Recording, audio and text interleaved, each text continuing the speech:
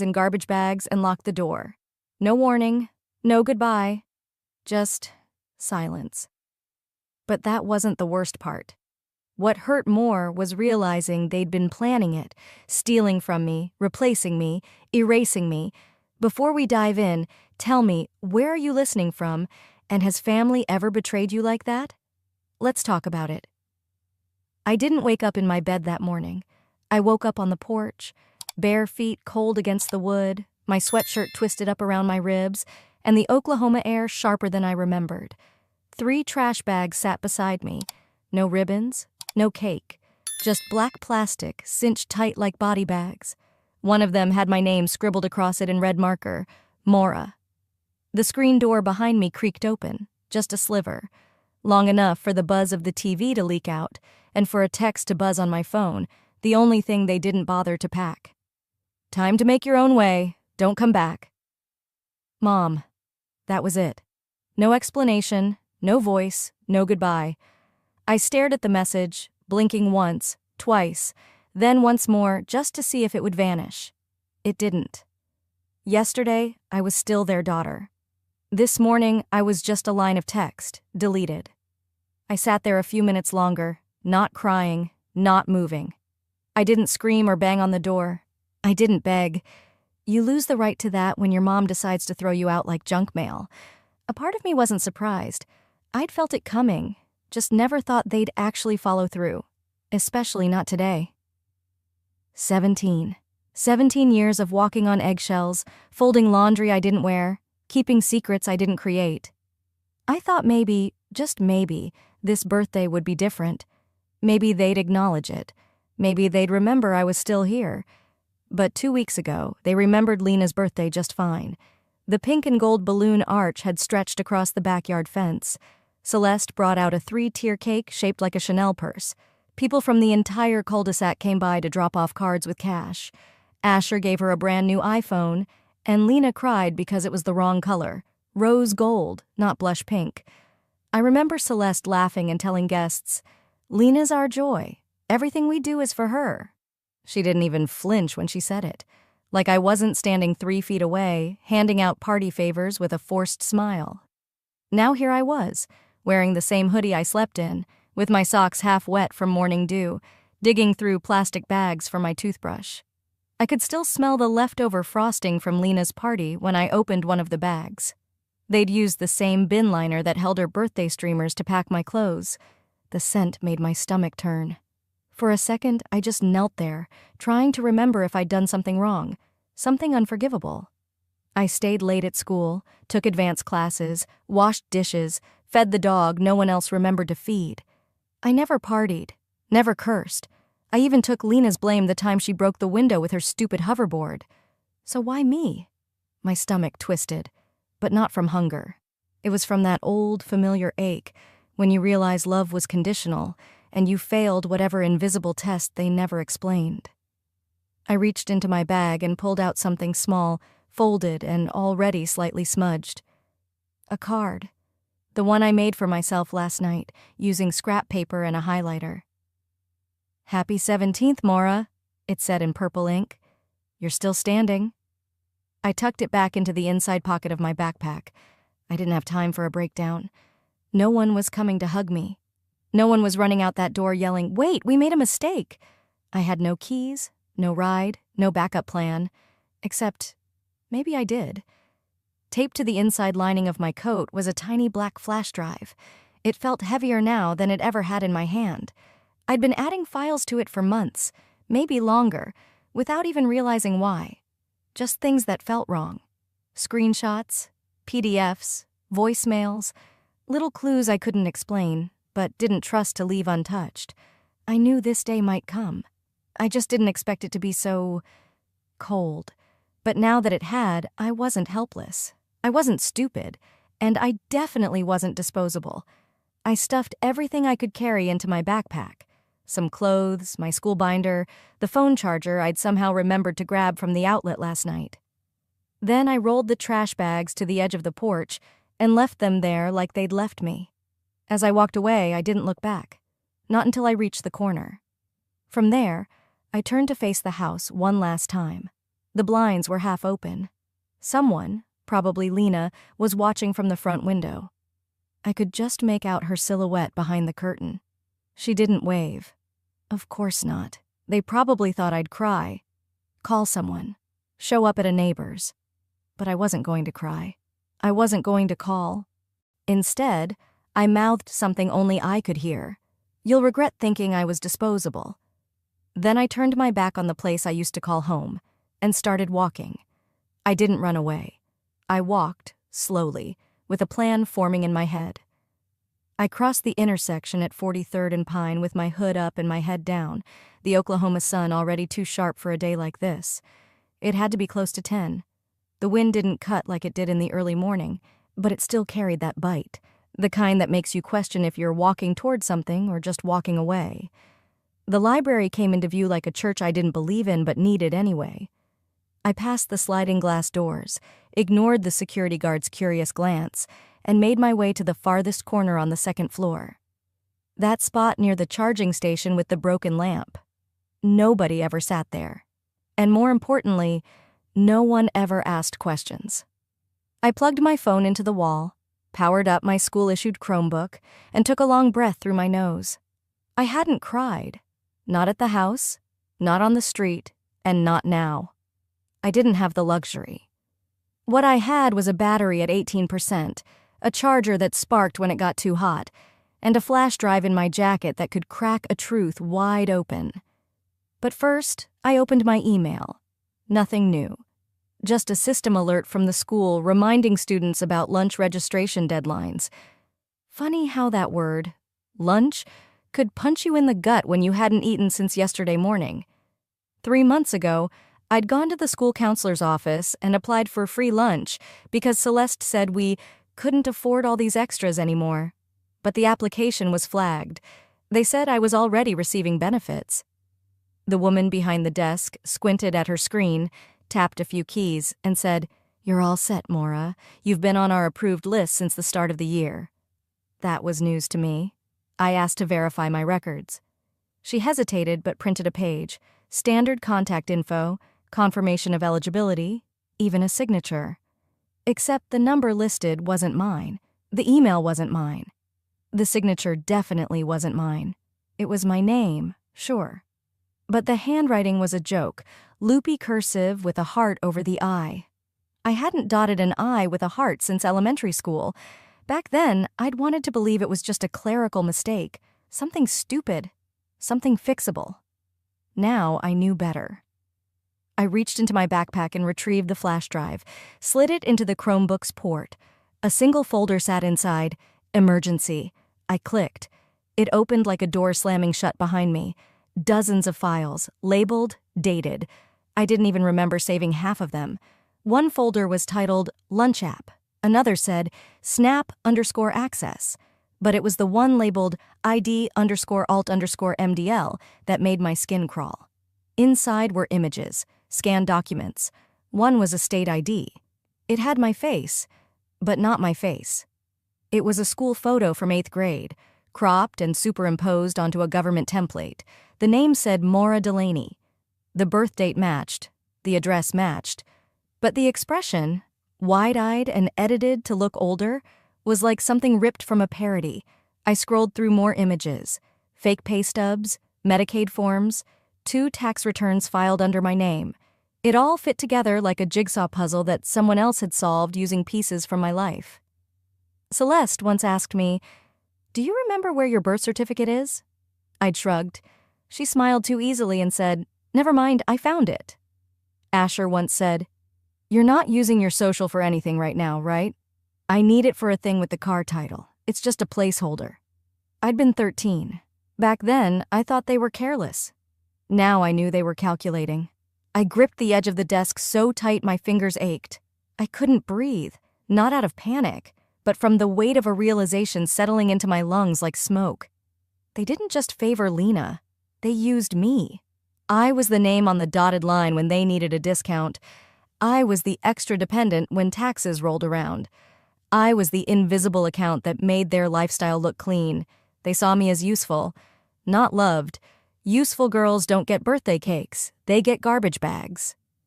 the keyboard blurred. My fingers trembled over the touchpad. I opened a new tab, typed the name of someone I hadn't contacted in months, melina.graves@tulsaschools.net. She was my programming teacher from last semester. Quiet, brilliant. She once helped a classmate recover an entire deleted drive by reconstructing its fragments from the server cache. She didn't ask questions, she offered solutions. I typed, "Can I ask you something? Privately?" I didn't hit send. Not yet. Instead, I clicked open the folder marked confirm_backup and synced it with the cloud. Then I opened a new document. Title, "They took my name, now I'll take it back." If they wanted to steal my name, they should have made sure I couldn't prove it was mine. By the time the library lights dimmed for the mid-afternoon energy cycle, I was still in the same seat, fingers curled around the edge of the keyboard like I was bracing for an earthquake. My message to Miss Graves sat unsent. The cursor blinked beside the words, "Can I ask you something privately?" like it was daring me to follow through. I stared out the second-floor window for a moment. The sun had moved across the sky, staining the sidewalk with amber tones and long shadows. Cars rolled by. People existed. Tulsa kept spinning like nothing had happened. But something had, and it didn't stop spinning inside me. I minimized the message tab and opened the district portal again. My login still worked, probably because no one thought I'd have a reason or the nerve to access it after today. Clicking through the tabs, I pulled up my scholarship file. I'd flagged it months ago when things first felt off, but I didn't realize how wrong they were until now. The application on file wasn't mine. My name was typed correctly. The birth date matched, but the handwriting on the personal statement made my throat tighten. It was Lena's, slanted, overconfident, curling her G's and adding unnecessary loops to her L's. I knew it like I knew the feel of her lies, elegant, obnoxious, meant to distract. My original essay? Gone, replaced, like I never wrote it, like I never mattered. They didn't just cut me out of the house, they rewrote the script and gave my part to someone flashier. I opened another tab, searched my email archive, and then I remembered. 2 weeks ago, just before winter break, Miss Graves pulled me aside after class. She closed the door quietly and spoke like we were both standing on the edge of something fragile. "I'm not supposed to say anything, but your scholarship application was altered after you submitted it. I saw the metadata." I remember blinking at her. Altered how? She hesitated, then pulled out a Post-it with her personal email. "If you need to talk, off the record, I'm here." Back then, I thought it was a glitch, or maybe someone mixed up files. Now I knew better. I downloaded the document versions from the district server, opened them side by side. Mine, written in my voice, with grammar checked 3 times, describing late nights doing homework at the kitchen table while Lena FaceTimed her boyfriend. Theirs, full of buzzwords, vague platitudes, and just enough exaggeration to make it sound poetic, but not authentic, not real, not me. And there, buried in the footer, was the edit history. User, C. Delaney. Timestamp, 11:42 p.m., 3 nights before submission closed. I sat back in the chair and whispered into the stillness. She did it. Celeste didn't just sign the papers, she forged my words. She took what I worked for and handed it to Lena like it was a gift bag at a baby shower. Suddenly, so many moments snapped into place. Her asking me to print out my essay again. The old one didn't save. Her telling me, "Don't be dramatic, you'll get another chance." Her offering to submit it for me so I could focus on finals. She wasn't helping me, she was replacing me.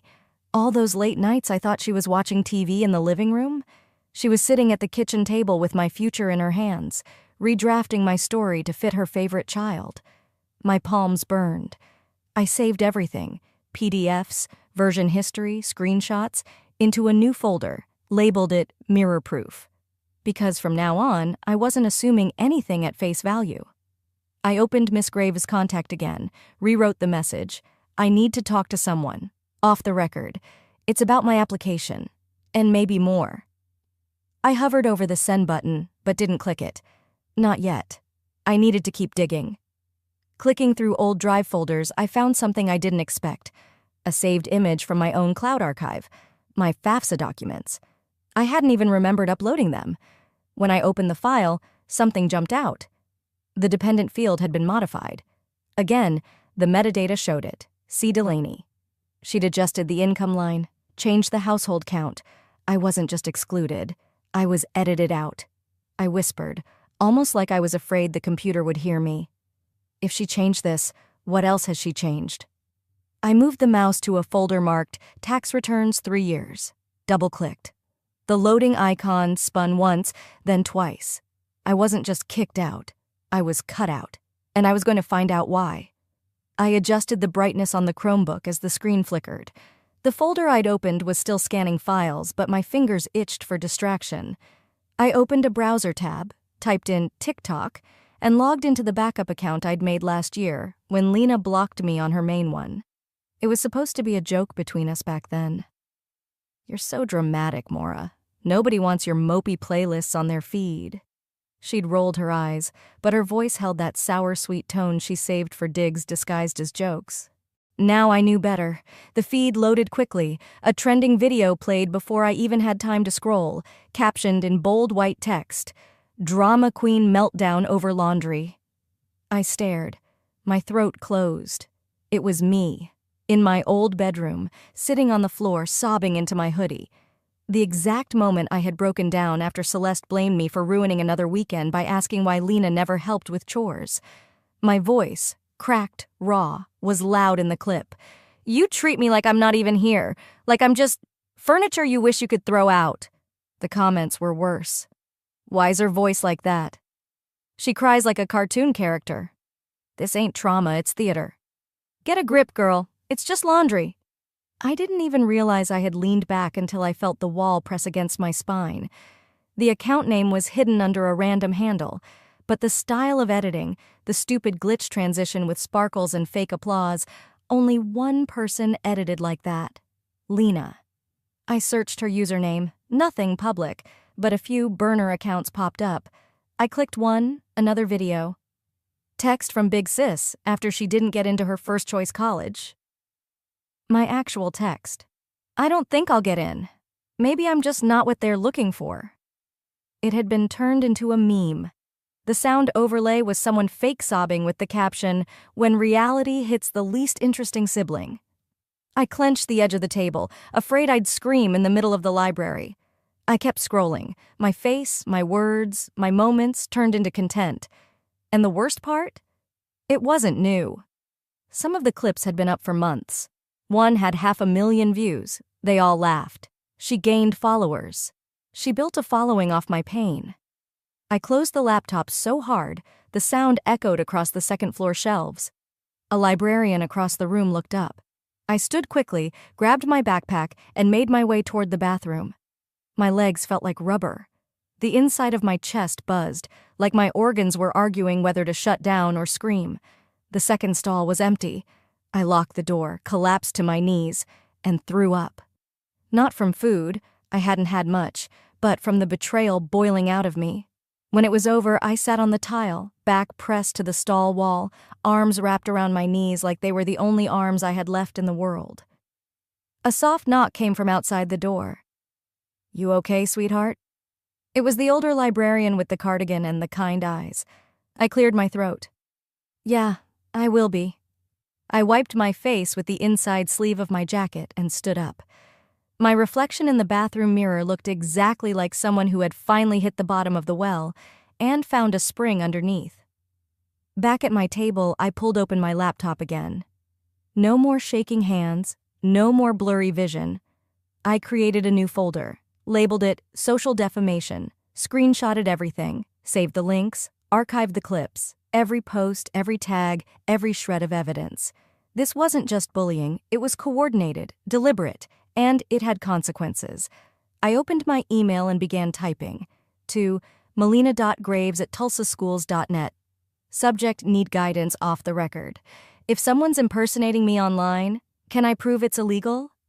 My heart was pounding, but it wasn't fear anymore. It was fuel. They thought this would humiliate me into disappearing. But silence is just the sound before thunder. They thought they could humiliate me into silence. But silence is just the sound before thunder. The cursor blinked beneath my last sentence, but I didn't hit send. Not yet. I leaned back in the library chair, the laminate edge digging into my spine, and stared through the window where sunlight poured in, too soft for the storm I was brewing. Silence might have been my default for years, but it wasn't weakness. It was the still before a landslide. I minimized the draft to Celeste and opened another window. It was time to protect what I had. Inside my flash drive, a folder labeled TruthPack V3 blinked like a loaded gun. I didn't stop there. I installed dual authentication protocols, encrypted the archive twice, and uploaded mirror copies to cloud drives under different aliases, one in my Gmail, one in a dummy Dropbox, one set to auto-send through Proton Mail if I didn't check in every 72 hours. I'd learned about digital tripwires through a Reddit thread for whistleblowers, buried between a rant about broadband throttling and a post titled, "My landlord is stealing my ID." It was that same night Lena walked by my room and sneered, "You're such a nerd. Why don't you just program yourself a boyfriend?" Now I was grateful I didn't respond, because that same nerd stuff might just ruin her and everyone she stood behind. I paused, hands hovering over the keyboard. A new document. To those who forged my name, sold my dignity, and watched me cry while recording, "Stop now, or everything I've got goes public." That wasn't a threat. It was a prelude. But I didn't send it yet, not until I finished building the fuse. As the code compiled and the final mirror upload completed, I remembered a moment from a week ago, something that hadn't felt right at the time, but now made sickening sense. Celeste had been folding laundry in the kitchen. I stood there with trembling hands and a manila envelope. "I know you changed my scholarship paperwork," I'd said. "I saw the revision logs. I can prove it." She didn't look up, didn't flinch. She just folded one of Lena's sweatshirts, set it down, and said flatly, "Don't start this again. You're lucky we didn't send you away years ago." It didn't even register back then, but now I heard the venom underneath it. "We didn't want you. You were just useful." It was colder than being kicked out. It was a reminder that I was never considered permanent, just convenient. Now, I wasn't their daughter. I was their mistake, about to become their reckoning. I checked the clock on the Chromebook. The second day since I'd been dumped on the porch was nearly halfway done. I hadn't eaten, didn't need to. My anger was enough. I opened the countdown app, set the timer, 72 hours. If I didn't log into a hidden email account within 3 days, TruthPack V3 would be forwarded to the Tulsa Public School Board, the local newspaper Child Protective Services. One journalist I'd followed since 9th grade, who once broke a story about a principal stealing school funds, I tested the trigger. It worked. Now the files weren't just digital files. They were loaded arrows pointed directly at every lie they built their comfort on. Once that was done, I allowed myself to breathe again. Not cry, just exhale. I stared at my phone, opened my contacts. Found her name, Celeste Vexley, not mom, not mother, not anymore. I opened a new message, typed, "You had your turn, now it's mine." My thumb hovered. "Next time, I won't just warn you. You pushed me out, but you forgot to take away what I know." I didn't wait for the shaking to stop before I pressed send. Maybe I was still trembling, but it wasn't fear anymore. It was adrenaline, sharp and steady like cold wind slicing through glass. Each email fired out in sequence, exact, timed, and surgical. To the Tulsa School Board Director, subject line, "Scholarship fraud, urgent review required." To the head of Tulsa County CPS, "Documented neglect and identity misuse, minor involved." To Daria Boone, the only local journalist I trusted to chase truth over clicks, "Teen kicked out, evidence inside." I didn't attach a sob story, just links, screenshots, timeline tables, an audio clip with Celeste's voice saying, "You're lucky we didn't send you away years ago." They could draw their own conclusions. I had enough smoke to start a wildfire, and it didn't take long. By noon, a thread exploded on a private Facebook group called Tulsa Parent Watch. Someone reposted a snippet from one of the emails, probably a school board assistant, and it spread like gasoline over dry leaves. A 17-year-old girl kicked out of her home, alleging identity theft, falsified scholarship forms, and digital harassment. Files submitted to district leadership. Comments flooded in. why haven't we heard about this sooner? If even half of this is true, someone needs to lose their job. Tag every parent. This isn't just about one kid. Someone under the name Mama Bird 1976 asked, "Where was the counselor? Why wasn't this flagged earlier?" Celeste must have seen it, because less than an hour later, she posted on her Facebook, "We did everything for our daughter. She made her choice to leave. Now she's spreading lies to hurt people who raised her." And of course, Asher chimed in. His comment read, "She hacked our devices. She's unstable. She's dangerous." Lena added hers soon after. "We don't deserve this. I don't even consider her family anymore." No one tagged me. No one had to. I was the earthquake underneath their curated lawn.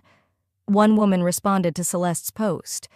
"If she's so unstable, how come her timeline checks out? Her documents are cleaner than a court exhibit." They tried to scream over me, but the internet doesn't forget screenshots, and I'd backed up everything twice. Still, it hurt. It wasn't just the betrayal. I was used to that. It was the gall of their denial, the way they twisted the truth like they had every right to define it. I didn't cry. Not anymore. Instead, I opened a zip file from my desktop and uploaded it to Dropbox. I named it Response Pack. Inside were video recordings of me navigating the scholarship portal, showing timestamps, screenshots of the original versus altered essays, metadata logs with Celeste's user ID, audio from our final kitchen conversation, where she said I was lucky not to be sent away, the TikTok screen recordings, the ones Lena claimed didn't exist. I drafted a short message and shared the Dropbox link to all 3 original email contacts. If anything happens to me, this folder speaks for me. Truth is louder than inheritance. Then I hit send again. By the time the afternoon shadows cut long streaks across the library floor, I closed my laptop and stared into the silence. It was the same chair, the same room, but not the same girl. Outside the building, the sun hit different, not softer, but clearer. My phone buzzed. Miss Graves. "Maura, the school board just called an emergency meeting. You need to know this. They're listening." They brought this into the light. Now I'm not the only one watching. When I stepped out of the library that morning, my phone was already lighting up like a Christmas tree left too long in July. News alerts, missed calls, mentions. Notifications came faster than I could clear them. Somewhere between a mother's denial and a daughter's evidence, the story had gone public. On the homepage of the Tulsa Ledger, my name wasn't hidden behind pseudonyms anymore. It was right there in bold, beneath a headline that stopped me in my tracks. Teen exposes parents in financial aid scandal. School board responds. A photo from months ago, one of my school ID headshots, sat next to the article. I looked distant in it, detached. Back then, I just wanted to graduate and get out. Now I wasn't just leaving. I was breaking every door they'd locked me behind. The article pulled quotes from the files I submitted, verified timestamps, voice recordings, even included a statement from an anonymous school staff member, which I was 99% sure was Miss Graves. Then it started snowballing. Someone posted the article on Reddit under the title, "She brought receipts and a flash drive." It hit the top of /r/public freakout by noon. On X, my name trended for 3 straight hours in the Oklahoma region. Celeste's workplace, a small tax prep office with glowing Yelp reviews, posted a statement within an hour. "We have suspended the employee in question pending investigation. We are cooperating fully." Asher's Uber account deactivated. Someone screenshotted the driver app error and added the caption, "Guess karma doesn't tip either." But of course, they didn't go quietly. Celeste posted a video on Facebook, lips pinched in faux concern. "We did our best, but Maura has always struggled emotionally. We gave her everything. She left. She's not well." She tried to smile at the end, like it would soften the knife she just twisted. Then Lena showed up on TikTok. Of course, background music, sad piano, the caption. "When your own sister turns your whole world upside down." She showed old photos. Me holding her at a birthday party, us on a school field trip. Then a black screen with text. "I never thought she'd try to destroy us." But someone in the comments said what I didn't have to. You literally posted a video mocking her breakdown. This isn't grief, it's exposure." The tide was turning. Even people who didn't know me began stitching their own TikToks, comparing scholarship signatures, analyzing the metadata from my files like amateur detectives. What started as one girl speaking up became a local reckoning. Then came the next domino. A woman named Nancy Ferris, our old neighbor from when I was 10, posted on a parenting forum. Her post started mild, then took a sharp turn. I remember Asher bragging at a barbecue once about his smart move faking disability for tax deductions. We laughed awkwardly, thought it was just an exaggeration. Guess not. She attached a screenshot of a 1099 form under a company name that matched one of the shell vendors I'd flagged. That was all it took. The media vultures didn't circle. They swarmed. Miss Graves messaged me around dinner time. "Just finished my Channel 6 interview. They wanted background on your academic record. Told them you were brilliant and brave." I didn't reply right away. My hands were still hovering over a different screen. An email from Celeste. Subject: "You're ruining lives, Body. Come home now. Enough with this. We raised you. We protected you. You're going to live with this guilt forever." I sat there, staring at it. No apology, no accountability, just desperation dressed up as righteousness. I replied, "I'm not coming home. I am home. I built it with truth." Then I attached a final Dropbox link, labeled it Final Receipts. Inside, everything. The audio of Asher bragging about knowing tax codes better than the IRS. Screenshots of Lena's deleted TikToks before she scrubbed her burner account. A PDF with a notarized statement from Miss Graves verifying she witnessed edits to my scholarship file. And one more thing, a voice memo I recorded the day after they kicked me out. My own words. No crying, no rage, just my voice, quiet but unshaking. They thought I was weak, but I was documenting everything. I hit send. Minutes later, my phone buzzed again. Tulsa Board of Education. Press conference scheduled for Thursday at 10 a.m. And right after that, another buzz. This time from an unfamiliar number. "Hi, Maura. This is attorney Neha Reddy. I specialize in civil rights and educational discrimination cases. Would you be open to a conversation?" I smiled. Not bitter, not smug, just ready. They didn't just lose control. They lost the mask they used to wear. The hum of fluorescent lights in the boardroom was oddly calming as I sat behind the small podium, palms flat on the table, my eyes focused straight ahead. Across from me sat members of the Tulsa Board of Education, flanked by legal advisors, a press liaison, and two plainclothes investigators from the State Fraud Division. A week ago, I was sleeping beside a garbage bag of my belongings. Now I was here, being asked to walk through the timeline of my own erasure, with receipts. The press conference was live-streamed through the district's YouTube channel and broadcast by 3 local news stations. I could see the little red light blinking on the camera, capturing every word. But my voice didn't shake. Not once. I explained what they had done, one piece at a time. How my mother forged documents to steal my scholarship and reassign it to my sister. How my stepfather used my name for financial aid scams. How my breakdowns became TikTok content. How they kicked me out not just physically, but legally, emotionally, completely. A board member leaned in. "Miss Delaney, why didn't you come forward sooner?" "I did," I said. "You just didn't listen." There was silence. Not defensive silence. Reverent silence. When I finished, they confirmed it. Celeste Vexley and Asher Whitlow were being formally referred for investigation by the State Attorney General's office. The word fraud was said, out loud, on record. For the first time, it wasn't just mine to carry. It belonged to the public now. Later that afternoon, while I was still at the library processing the adrenaline and aftershock, I got the email. It was from a woman named Liana Chavez, director of a youth housing and advocacy nonprofit in Oklahoma City.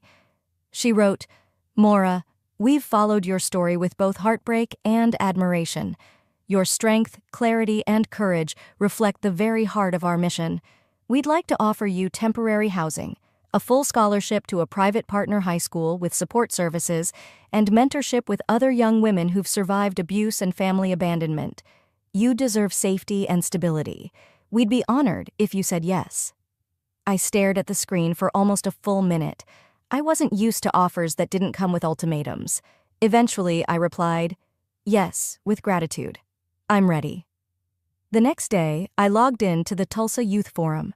I wasn't scheduled to speak, but after my story made headlines, one of the moderators reached out asking if I'd share a few words to close the event. I didn't prepare a speech. I spoke from the same place I'd spoken all week, from where the wounds were. People think survival means staying quiet, but sometimes survival means saying no to your mother, to your father, even to the person you wanted them to be. I paused. I don't hate them. I hate the choices they made, and I hate that they thought I wouldn't notice. In that moment, I wasn't speaking to the crowd. I was speaking to the version of me who sat on the porch that morning with a stuffed backpack and a shattered heart. And she heard me. The fallout came quick and hard after that. Celeste was fired from her job permanently. Asher's records were flagged by the IRS, and I heard rumors he'd left town to visit family in Missouri, though no one could confirm it. Lena, sweet, curated, influencer Lena, deleted all her social media. Her entire aesthetic collapsed in a day. Someone said Celeste was spotted boarding a bus headed west. No luggage, no makeup, no goodbye post. Funny. For people who had all the power, they disappeared without a trace. As for me, I was in my new room, bare but clean, safe. I had a mattress on the floor, a desk in the corner, and a little cactus on the windowsill that reminded me of the one I left behind. I named this one Hope. After the forum, I closed my laptop and just sat. Not triumphant, not gloating, just steady. They tried to erase me. They tried to swap out my name like I was a broken part in a machine they didn't want to fix. But here I was, whole, healing, and still standing. Forgiveness? No, not yet. Forgiveness isn't a door. It's a lock I haven't picked yet. They gave me nothing. I built everything, and I'm still building. 3 weeks had passed. I marked time not with a calendar, but by the way the garden bloomed. First the mint leaves spreading soft along the edges, then the baby tomatoes beginning to swell under the morning sun. Each day I watered the same small patch near the fence, where Diane had given me permission to plant something that's just yours. It was strange, getting used to kindness that didn't demand something in return. Diane and Harold Walsh weren't flashy people. They didn't pry. They didn't promise me the world. But when I first walked through their door, Harold didn't ask why I was there. He just said, "We got lasagna tonight. Hope you're hungry." And somehow, that mattered more than 1,000 apologies I never got from my real family. I'd been volunteering a few afternoons a week at a youth legal resource group, typing up templates, organizing intake forms, helping other kids document incidents no adult believed. Miss Graves helped me get involved. "You've lived it," she said. "That makes you dangerous, in a good way." In quiet moments, I would sit in the corner of my room, staring at the 2 letters I'd never sent. The first was to Celeste. "You could have raised a daughter. Instead, you raised a weapon, and you used it, until it turned and saw you clearly. I'm not angry anymore, but I remember. I always will." And the second, to Lena. "You thought I was in your way, but the truth is, I was your mirror, and you hated what you saw. I still don't hate you, but I no longer protect what hurt me. I deleted both files after reading them aloud once, not because I forgave them, but because they didn't need to exist anymore. Justice didn't come with sirens or courtrooms. It came with silence, Celeste being banned from every educational program in the state.